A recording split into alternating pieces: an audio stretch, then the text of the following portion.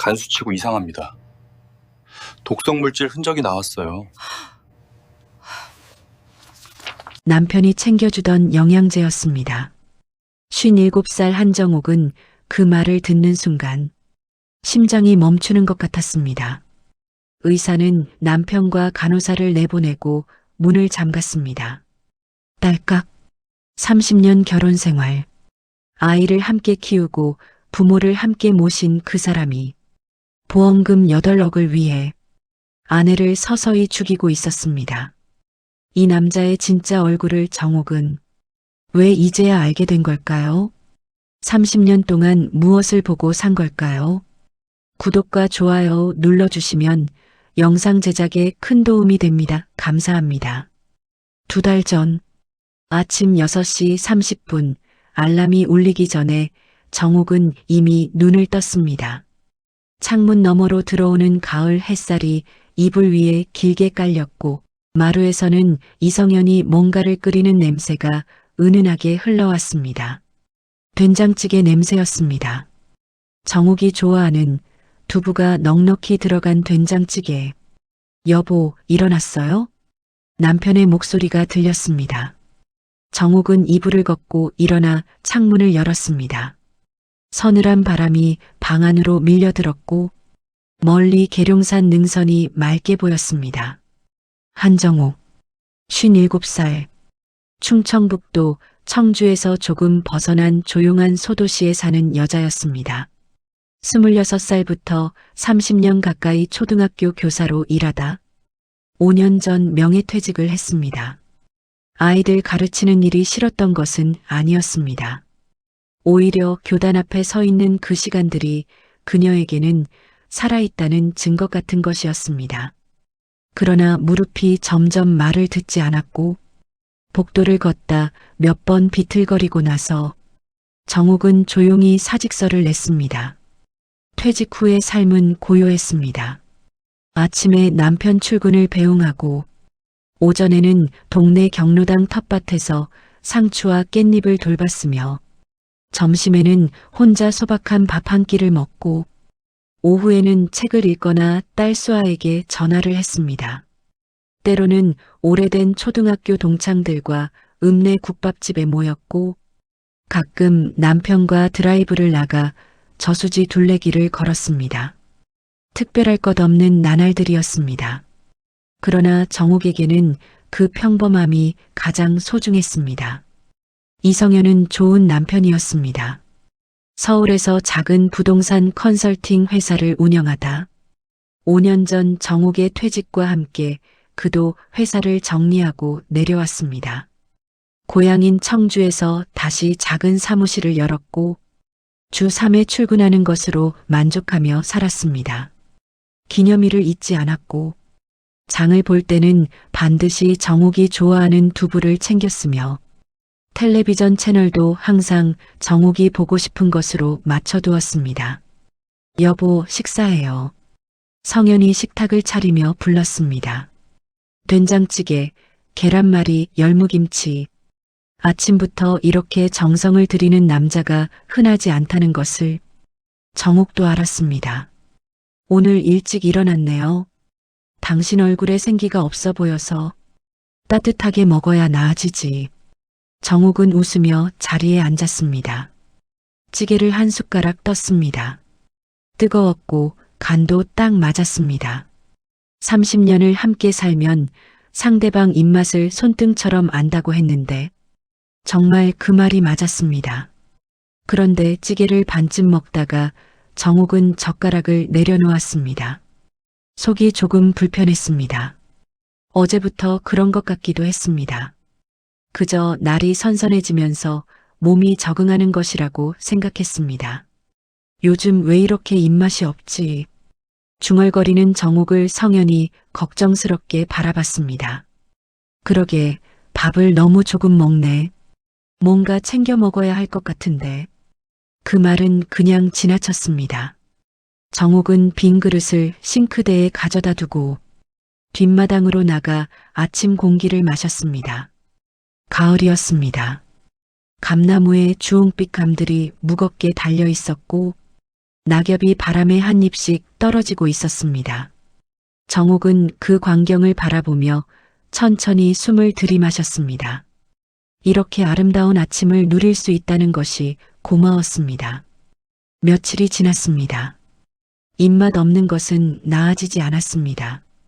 오히려 아침마다 속이 메스꺼렸고 오후가 되면 눈꺼풀이 무겁게 내려앉았습니다. 계단 두 칸만 올라도 숨이 찼고 텃밭에서 상추를 뽑다 어지러워서 주저앉은 적도 있었습니다. 나이가 드니까 이러는 건가? 혼자 속으로 생각했습니다. 70을 바라보는 동창들도 이런 말을 많이 했으니까요.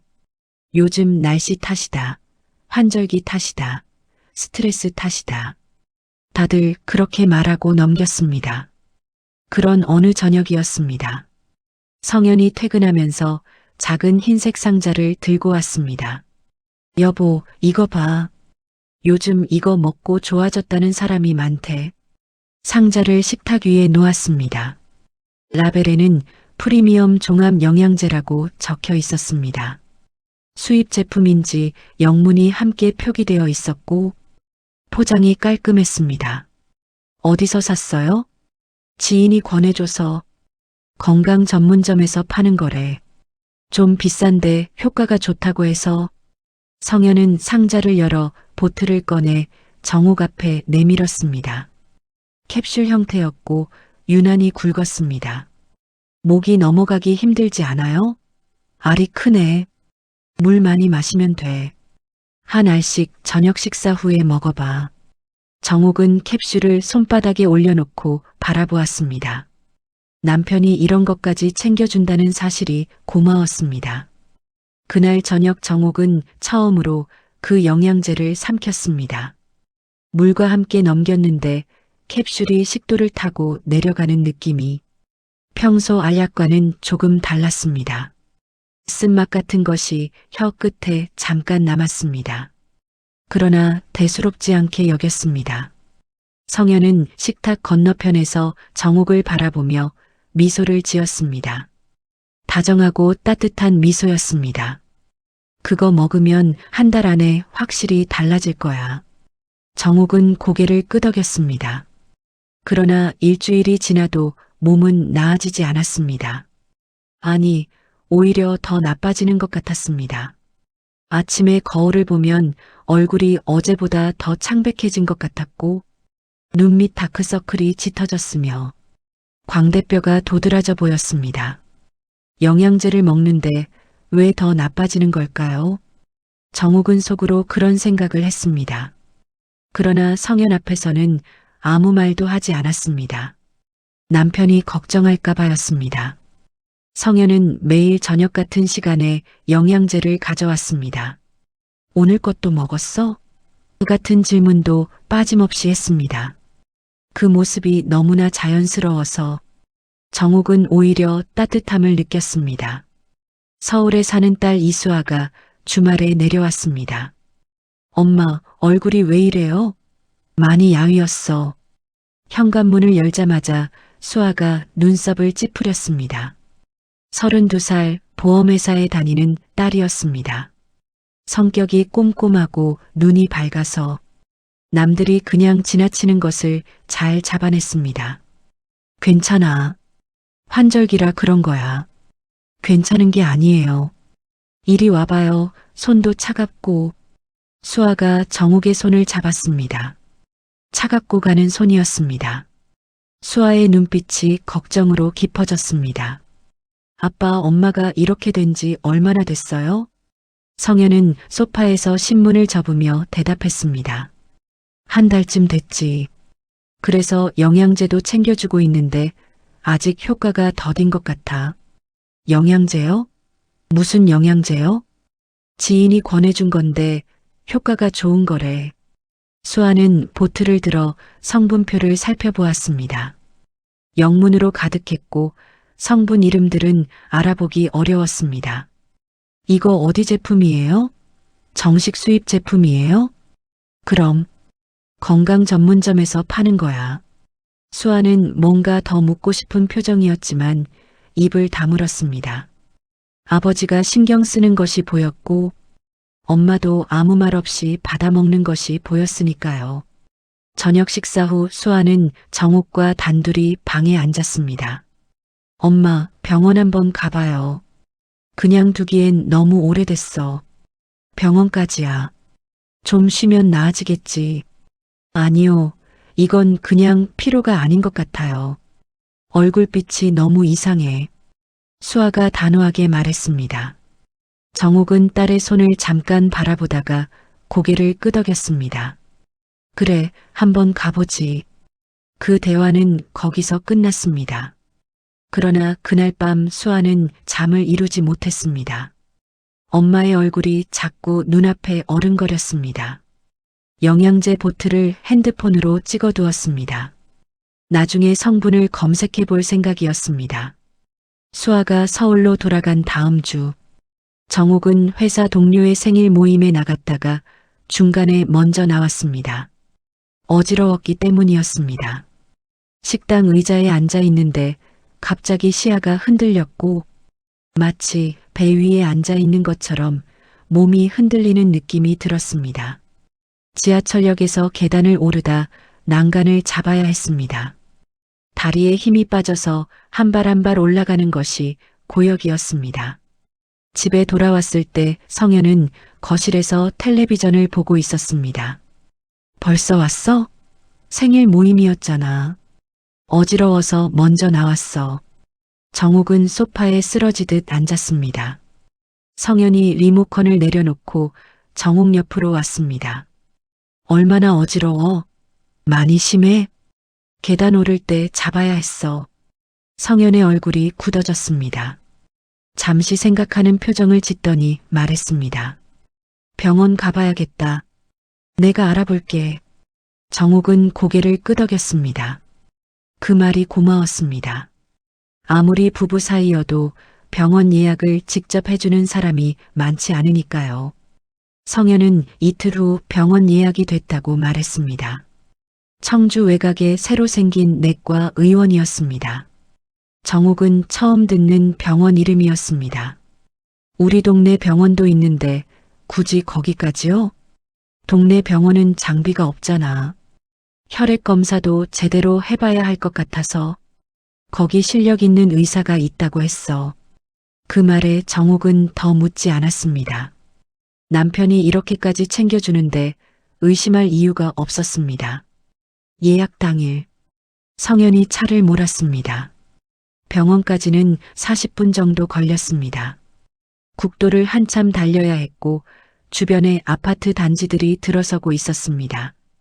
주차장에 들어서면서 정옥은 어딘가 이상하다는 느낌을 받았습니다. 성현이 망설임 없이 주차 공간을 찾았습니다. 마치 여러 번 와본 곳처럼. 여기 자주 와봤어요? 아니, 미리 지도로 봐뒀지. 자연스러운 대답이었습니다. 병원 안으로 들어서자 접수 직원이 성현을 보고 먼저 웃으며 인사했습니다. 예약하신 이성현님 보호자분이시죠? 기다리고 계셨어요. 정옥은 그 태도가 이상했습니다. 처음 오는 병원이라고 했는데 직원이 남편의 성함을 기억하고 있었습니다. 예약자가 많을 텐데 굳이 보호자 이름을 기억한다는 것이, 그러나 그 생각은 오래가지 않았습니다. 대기 시간이 거의 없이 이름이 불렸고 정옥은 몸이 힘든 상태에서 오래 기다리지 않아도 된다는 점에 안도했습니다. 진료실로 들어서자 간호사가 밝게 맞이했습니다. 박나영이라는 이름표를 달고 있었습니다. 30대 중반으로 보이는 여성이었습니다. 짙은 눈화장에 향수 냄새가 강했습니다. 의료기관 간호사치고는 조금 화려한 인상이었습니다. 안녕하세요. 어디가 불편하세요? 목소리는 부드러웠고 경청하는 태도가 좋았습니다. 정옥은 한 달여간의 증상을 설명했습니다. 피로감, 식욕 저하, 어지럼증, 체중 감소. 간호사는 끝까지 들었고 고개를 끄덕이며 메모했습니다. 혈액 검사 먼저 해보겠습니다. 체열이 끝났습니다. 결과는 이틀 후에 나온다고 했습니다. 체열을 마치고 대기실로 나왔을 때 정옥은 화장실이 가고 싶었습니다. 잠깐만요. 화장실 다녀올게요. 성현은 자리에서 기다리겠다고 했습니다. 화장실은 복도 안쪽에 있었습니다. 정옥은 벽을 짚으며 천천히 걸었습니다. 복도가 생각보다 길었고 형광등 불빛이 서늘했습니다. 화장실 문을 열려는 순간 복도 끝에서 낮은 목소리가 들렸습니다. 잘 되고 있어요. 수치가 예상대로 나올 거예요. 여자의 목소리였습니다. 고개를 돌리니 복도 끝 창문 앞에 두 사람이 서 있었습니다. 성현이었습니다. 그리고 아까 체열을 해준 간호사 박나영이었습니다. 두 사람은 가까이 서서 뭔가를 작은 목소리로 이야기하고 있었습니다. 성현이 고개를 끄덕이며 무언가를 간호사에게 건넸습니다. 작은 봉투 같은 것이었습니다. 나영은 그것을 가운 주머니에 넣으며 웃었습니다. 정옥은 그 장면을 멍하니 바라보았습니다. 저게 무슨 상황이지? 이상했습니다. 성현이 이 병원에 처음 온다고 했는데 간호사와 저렇게 자연스럽게 이야기를 나누고 있다는 것이 그 순간 복도 반대편에서 한 남자가 걸어오다 걸음을 멈췄습니다. 50대 중반의 의사처럼 보이는 사람이었습니다. 흰 가운을 입고 차트를 들고 있었습니다. 그도 복도 끝에 두 사람을 바라보았습니다. 눈썹을 찌푸린 채로 잠시 서 있다가 시선을 거두고 자리를 떠났습니다. 정옥은 화장실을 다녀와 대기실로 돌아왔습니다. 성현은 이미 자리에 앉아 있었습니다. 아무 일도 없는 얼굴이었습니다. 오래 걸렸네. 어지러워서. 정옥은 자리에 앉으며 방금 본 것을 떠올렸습니다. 남편과 간호사가 복도에서 뭔가를 주고받던 것. 그게 뭐였을까요? 그러나 그 생각은 오래가지 않았습니다. 우연히 아는 사람이 근무하는 병원일 수도 있고 성현이 미리 와서 뭔가를 부탁했을 수도 있다고 스스로를 납득시켰습니다. 집으로 돌아오는 차 안에서 성현은 말했습니다. 결과 나오면 제대로 치료 시작하자. 다 괜찮아질 거야. 정옥은 창밖을 보며 고개를 끄덕였습니다. 다 괜찮아질 것이라는 그 말이 그때는 진심으로 들렸습니다. 이틀이 지났습니다. 병원에서 전화가 왔습니다. 검사 결과가 나왔으니 내원해 달라는 것이었습니다. 전화를 끊고 정옥은 잠시 생각했습니다. 전화 한 통으로 간단히 알려줄 수 없는 내용이라면 좋은 신호가 아닐 것이었습니다. 성현이 반차를 내고 함께 병원에 갔습니다. 대기실에서 나란히 앉아 이름이 불리기를 기다렸습니다. 성현이 정옥의 손을 잡았습니다. 걱정하지 마. 내가 옆에 있잖아. 진료실 문이 열렸습니다. 이번에는 지난번 그 의사였습니다. 이름표에 황준호라고 적혀 있었습니다. 50살이 넘어 보이는 중년 남자였고 눈빛이 깊고 조용했습니다. 간호사 박나영이 차트를 정리하며 뒤편에 서 있었습니다. 의사는 책상 앞에 앉아 결과지를 천천히 살펴보았습니다. 침묵이 흘렀습니다. 정옥의 심장이 더 빠르게 뛰기 시작했습니다. 황준호 의사가 고개를 들었습니다. 그리고 성현과 나영을 번갈아 바라보았습니다. 그의 눈빛에는 뭔가 복잡한 감정이 담겨 있었습니다. 보호자분, 그리고 간호사분. 의사가 또렷하게 말했습니다. 지금 당장 밖에 나가 주십시오. 진료실 공기가 얼어붙었습니다. 성현이 놀란 표정으로 자리에서 조금 일어섰습니다. 저는 남편입니다만 알고 있습니다. 그래도 나가주세요. 황준호의 목소리는 흔들리지 않았습니다. 거부할 수 없는 단호함이 있었습니다. 성현은 어쩔 수 없이 일어났습니다. 나영도 잠시 망설이다 뒤따라 나갔습니다. 의사는 직접 일어나 문을 잠갔습니다. 딸깍. 그 소리가 유난히 크게 들렸습니다. 정옥은 심장이 쿵 내려앉는 것 같았습니다. 황준호는 다시 자리에 앉았습니다. 목소리를 낮춰 말했습니다. 지금 결과 말씀드리기 전에 한 가지만 여쭤보겠습니다. 정옥은 말없이 고개를 끄덕였습니다. 최근에 약이나 건강보조식품 드신 것 있으세요? 네. 남편이 챙겨주는 영양제가 있어요. 한 달 정도 됐는데요. 그 영양제 어디서 구한 건지 아시나요? 정옥은 고개를 저었습니다. 남편이 주는 대로 받아먹었을 뿐이었습니다. 의사는 잠시 결과지를 바라보다가 천천히 고개를 들었습니다. 남편분과의 관계는 어떠세요? 뜬금없는 질문이었습니다. 정옥은 당황했지만 대답했습니다. 좋아요. 남편은 저를 잘 챙겨줘요. 의사는 결과지를 정옥 쪽으로 밀었습니다. 간 수치가 비정상적으로 높습니다. 신장 기능도 저하되어 있고요. 그리고 특정 물질의 흔적이 혈액에서 발견됐습니다. 특정 물질이요? 독성 물질입니다. 그 단어가 귀에 들어왔을 때 정옥의 머리가 하얗게 변했습니다. 혹시 자살을 시도하셨거나 실수로 약물을 과다 복용하신 적 있으세요? 없어요. 전혀. 의사가 깊게 숨을 들이마셨습니다. 그렇다면 다른 가능성을 생각해 볼 수밖에 없습니다. 이런 수치는 누군가 의도적으로 독성 물질을 투여하지 않는 한 나올 수가 없어요. 정옥의 귀가 먹먹해졌습니다. 몸이 빠르게 약해지고 있습니다. 이대로 두면 시간이 많지 않을 수도 있어요. 시간이 많지 않다.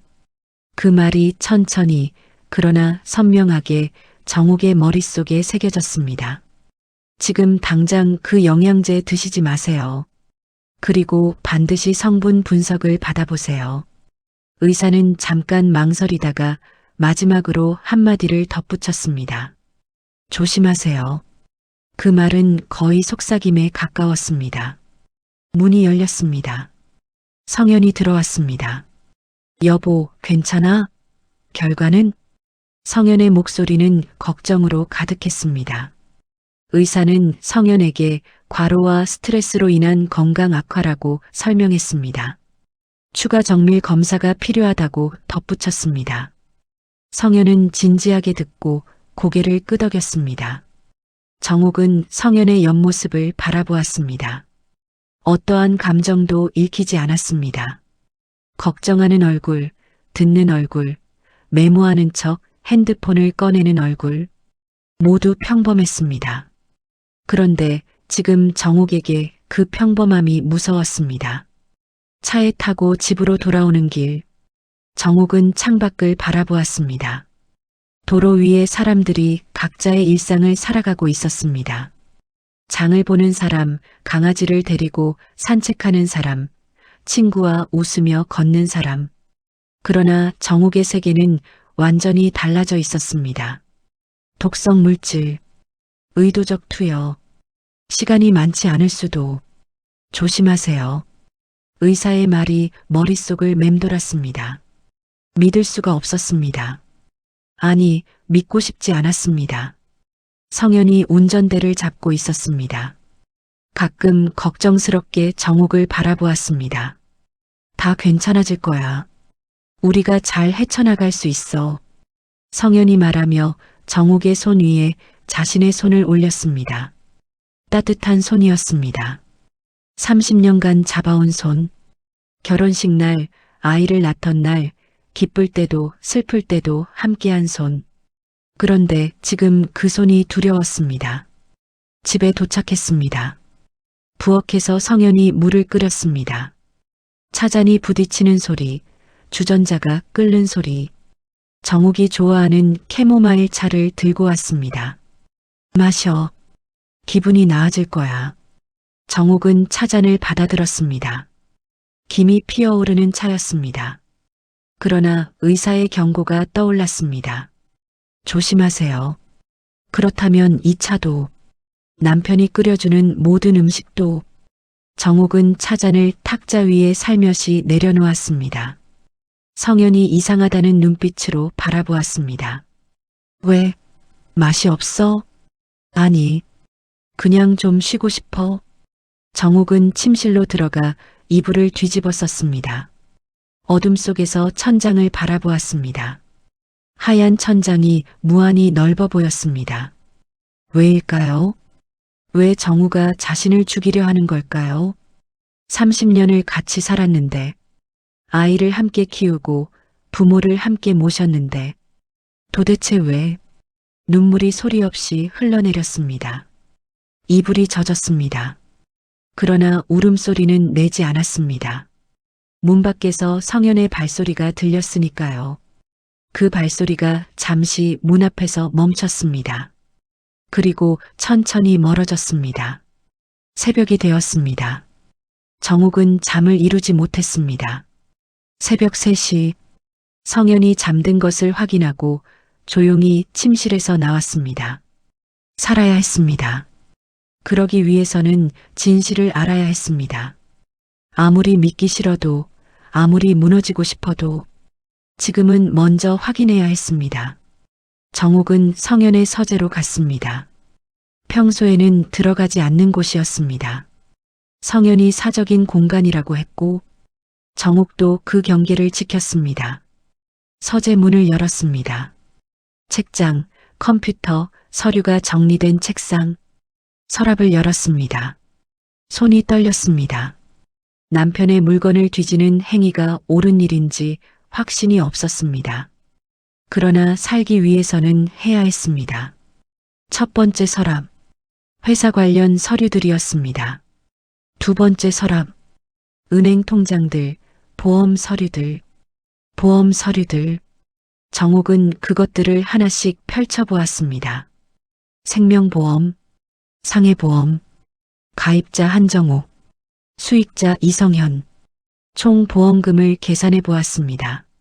손이 더 심하게 떨렸습니다. 8억이 넘었습니다. 세 번째 서랍을 열었습니다. 그 안에 작은 수첩이 하나 있었습니다. 꺼내 펼쳤습니다. 성현의 필체로 날짜들, 금액들, 이름들이 적혀 있었습니다. 나영 병원 준비, 나영 전달, 나영 일정 조율. 손이 굳어버렸습니다. 수첩을 더 넘겼습니다. 한 페이지에 짧은 메모가 있었습니다. 추적 어려운 성분, 천천히 나타남, 6주 목표, 6주. 지금이 영양제를 먹기 시작한 지 한 달쯤 됐습니다. 6주 목표라는 것은 정욱은 더 이상 읽을 수 없었습니다. 수첩을 제자리에 돌려놓고 서재를 나왔습니다. 거실로 돌아왔습니다. 소파에 앉았습니다. 온몸에 힘이 빠졌습니다. 30년을 함께 산 남편이 돈 때문에, 다른 여자 때문에 아내를 죽이려 했습니다. 믿었던 사람에게 배신당한다는 것이 이렇게 아프다는 것을 몰랐습니다. 그러나 지금은 슬퍼할 시간이 없었습니다. 살아야 했습니다. 살아서 끝을 봐야 했습니다. 정욱은 천천히 일어섰습니다. 생각을 정리하기 시작했습니다. 다음 날 오전, 성현이 출근하자마자 정욱은 딸 수아에게 전화했습니다. 수아야, 엄마인데. 목소리가 떨렸습니다. 수아가 바로 느꼈습니다. 엄마, 무슨 일이에요? 지금 바로 내려올 수 있어? 수아는 회사에 반차를 내고 내려왔습니다. 오후 2시가 채 안 되어 집에 도착했습니다. 문을 열고 들어온 수아의 얼굴이 굳어졌습니다. 정욱은 거실 소파에 앉아 손에 영양제 보틀을 들고 있었습니다. 엄마. 수아가 빠르게 다가와 정욱의 손을 잡았습니다. 무슨 일이에요? 말해봐요. 정욱은 전부 이야기했습니다. 병원에서 의사가 한 말, 독성 물질, 서랍 속 수첩, 보험금 수익자, 나영이라는 이름. 수아는 처음에는 입을 손으로 막았고 그 다음에는 눈이 빨개졌으며 끝에는 이를 악물었습니다. 아빠 핸드폰. 수아가 낮고 차가운 목소리로 말했습니다. 여분 핸드폰이 서재 서랍에 있을 거야. 아빠 가끔 쓰는 것 같던데. 수아가 서재로 들어갔습니다. 잠시 후 오래된 스마트폰을 들고 나왔습니다. 비밀번호 알아요? 모르는데. 수아는 핸드폰을 들여다보다 시도했습니다. 결혼기념일. 틀렸습니다. 수아 생일. 틀렸습니다. 정옥 생일. 화면이 열렸습니다. 두 사람은 화면을 함께 바라보았습니다. 메시지 목록. 나영, 나영, 나영. 수아가 메시지를 열었습니다. 오빠, 저번 주 정말 행복했어. 이번엔 우리 제주도 가요. 오빠, 그 사람 수치 올라가고 있어요. 계획대로 되고 있어. 오빠, 빨리 끝내고 싶어. 나 이렇게 기다리는 거 너무 힘들어. 정욱의 눈앞이 흐려졌습니다. 그 사람, 그것이 자신이었습니다. 수아가 핸드폰을 든 채로 손을 부들부들 떨었습니다. 눈물이 뺨 위로 굴러내렸습니다. 아빠가. 수아의 목소리가 끊겼습니다. 사진 폴더를 열었습니다. 성현과 나영이 함께 찍은 사진들이 있었습니다. 식당에서, 호텔방에서, 바닷가에서 마치 연인처럼 웃고 있는 사진들이었습니다. 수아는 더 이상 보지 못했습니다. 핸드폰을 내려놓고 정욱을 안았습니다. 두 사람은 한참을 그렇게 안고 있었습니다. 소리도 없이 울었습니다. 그러나 오래 울 수는 없었습니다. 해야 할 일이 있었습니다. 수아가 먼저 정신을 차렸습니다. 엄마, 지금 당장 움직여야 해요. 보험 전문가답게 수아는 빠르게 머릿속에서 계획을 세웠습니다. 영양제 보틀 확보해요. 증거로 필요해요. 그리고 수첩. 사진으로 찍어둬야 해요. 핸드폰 메시지도 화면 캡처 전부 해야 하고. 수아가 즉각 움직이기 시작했습니다. 핸드폰 메시지들을 모두 사진 찍었습니다. 수첩도 페이지마다 찍었습니다. 보험 서류도 스캔했습니다. 그리고 영양제 보틀을 지퍼백에 넣어 가방 깊은 곳에 넣었습니다. 엄마, 오늘 밤 아빠한테 절대 아무것도 먹거나 마시면 안 돼요. 내일 아침 아빠 출근하면 바로 짐 싸서 이모네 가요. 정욱은 고개를 끄덕였습니다. 수아는 변호사 사무실을 검색했습니다. 형사 전문 변호사에게 연락했고 다음 날 상담 예약을 잡았습니다. 그날 저녁 성현이 퇴근했습니다. 정욱은 아무것도 모르는 척 자연스럽게 맞이했습니다. 배우가 된 것처럼. 오늘 피곤해 보이네. 응. 좀 쉬어야 할 것 같아. 저녁 먹었어? 내가 끓여줄게. 괜찮아요. 입맛이 없어서. 정욱은 그날 밤 성현이 건네는 것을 하나도 입에 대지 않았습니다. 영양제는 입에 넣는 척했다가 화장실에서 버렸습니다. 성현이 끓여준 보리차도 냉장고에 넣어두었다가 몰래 싱크대에 쏟았습니다. 그날 밤 잠든 성현의 얼굴을 오랫동안 바라보았습니다. 30년 전으로 기억이 거슬러 올라갔습니다. 그때 이성현은 29살이었습니다. 아무것도 없는 청년이었습니다. 부모님을 일찍 여의고 혼자 세상에 남은 사람이었습니다. 지방 소도시의 작은 공인중개사 사무실에서 심부름을 하며 언젠가는 자기 사업을 하겠다는 꿈을 품고 살았습니다. 처음 만난 건 동창의 소개였습니다. 한정욱은 그때 26, 막 발령을 받은 초임 교사였습니다. 성현은 가진 것이 없었지만 눈빛이 선명했습니다. 정욱의 아버지는 결혼을 반대했습니다. 집안도 없고 재산도 없는 사람이 뭘 믿고 딸을 데려가겠다는 거냐? 정욱은 물러서지 않았습니다. 저 사람은 마음이 바른 사람이에요. 결혼 후 성현은 정말 열심히 살았습니다. 낮에는 사무실에서 일하고 밤에는 공인중개사 자격증 강의를 들었습니다. 정욱의 교사 월급이 생계를 책임졌고 성현은 그것이 미안해서 더 악착같이 살았습니다. 그러다 성현이 35살 되던 해 작은 부동산 투자 기회가 생겼습니다. 그러나 자금이 없었습니다. 정옥은 그때 결혼 전부터 모아온 적금을 전부 깼습니다. 부모님이 물려주신 전셋집도 담보로 맡겼습니다. 남편의 첫 사업에 전부를 걸었습니다. 혹시 잘못되면 어떡하려고? 친정어머니가 물었습니다. 잘못되면 다시 벌면 되죠. 정옥은 웃으며 말했습니다. 사업은 성공했습니다.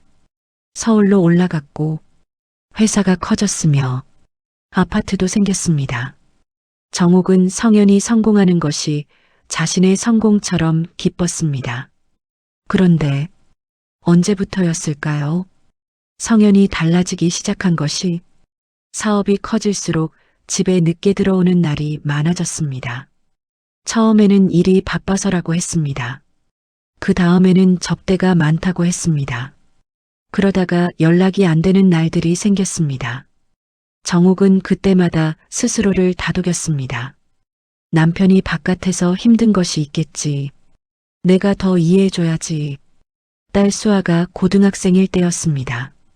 성현의 회사 직원에게서 전화가 왔습니다. 사모님 죄송한데요. 사장님이 다른 여성분과 식사하시는 걸 제가 목격했거든요. 자주 봤어요. 정옥은 그 전화를 받고 한참 동안 아무것도 하지 못했습니다. 그러나 결국 성현에게 묻지 않았습니다. 수아가 수능을 앞두고 있었으니까요. 가정이 흔들리면 수아에게 영향이 갈 것 같아서 그 후로 3년이 지나고 그 직원이 다시 전화를 했을 때는 연락처가 없었습니다. 성현이 그 직원을 해고했기 때문이었습니다. 정옥은 그 모든 것을 그냥 덮어두었습니다.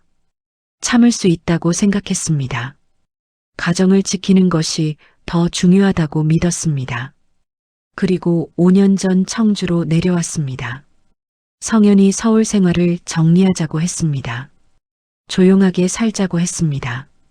정옥은 기뻤습니다. 드디어 성현이 마음을 잡았다고 생각했습니다. 그러나 그 병원에서 간호사 나영을 보았을 때, 그 복도에서 두 사람이 주고받던 것을 보았을 때, 서재 수첩에서 나영이라는 이름을 보았을 때, 30년이 한꺼번에 무너지는 소리가 들렸습니다.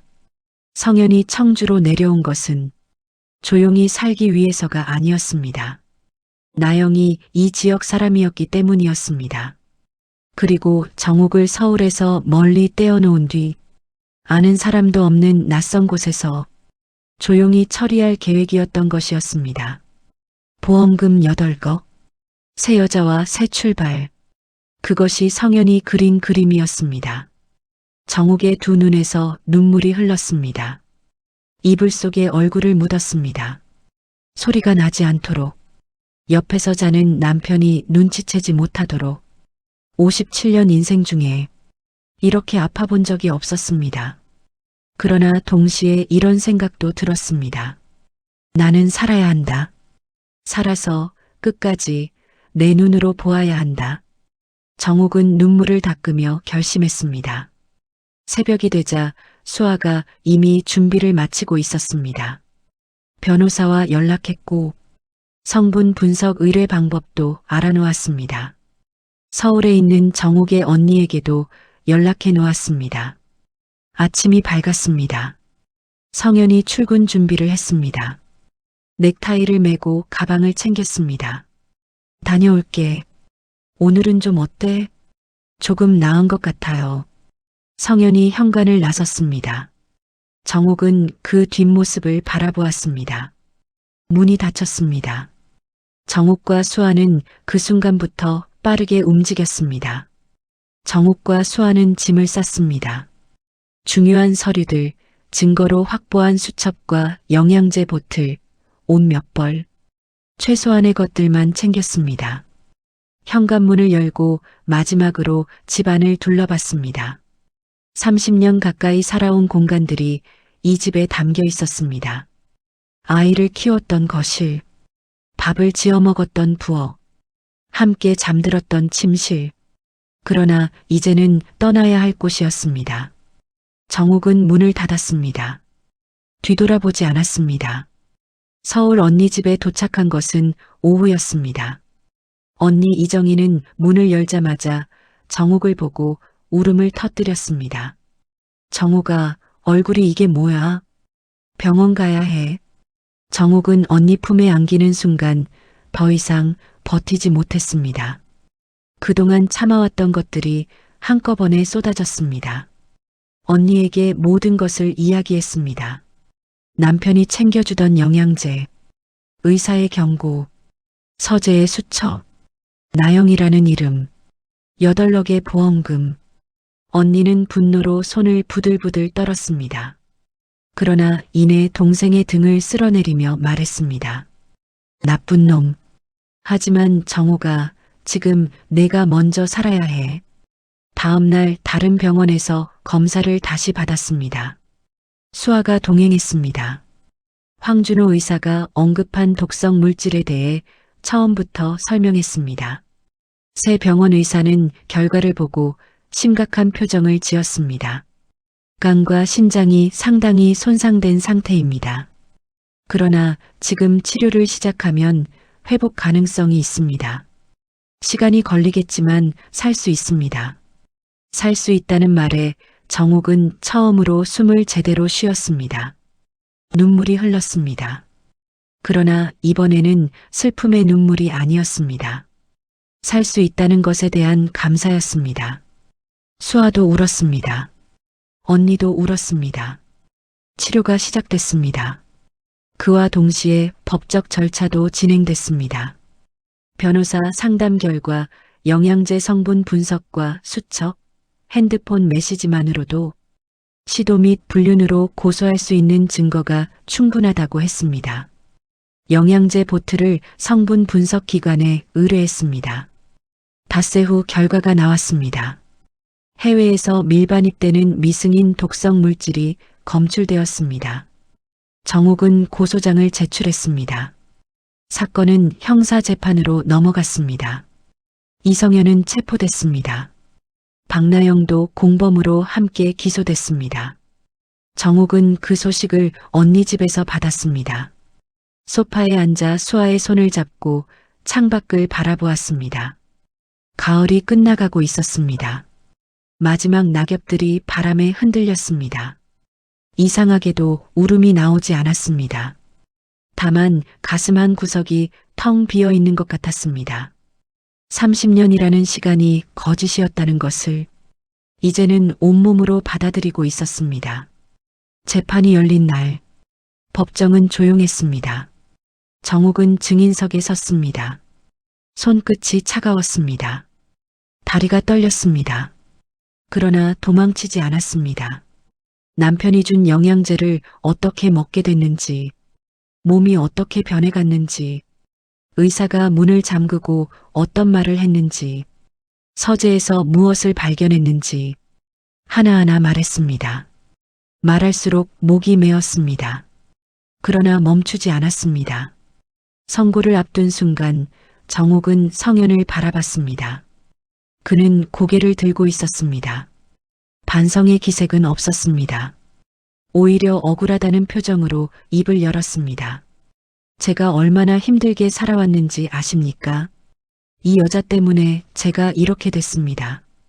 법정이 술렁였습니다. 제 사업 처음 시작할 때 집 담보 내놓은 것도 자기가 한 거라고 자랑만 하는 사람이에요.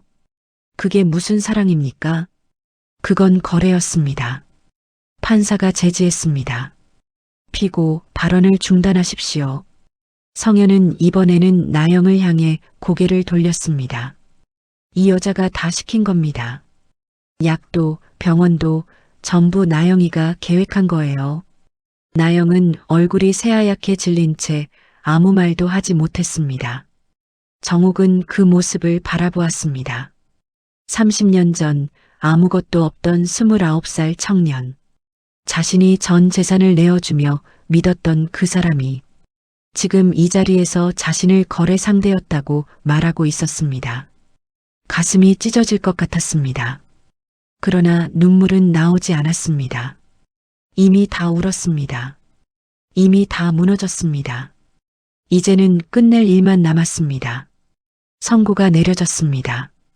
이성현 징역 12년, 박나영 징역 8년.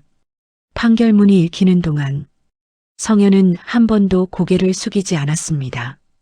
정옥은 그 모습을 끝까지 바라보다 시선을 거뒀습니다. 법정을 나서며 수아가 정옥의 손을 꽉 잡았습니다. 엄마, 수고했어요. 정옥은 고개를 끄덕였습니다. 밖으로 나오자 찬바람이 불었습니다. 겨울이었습니다.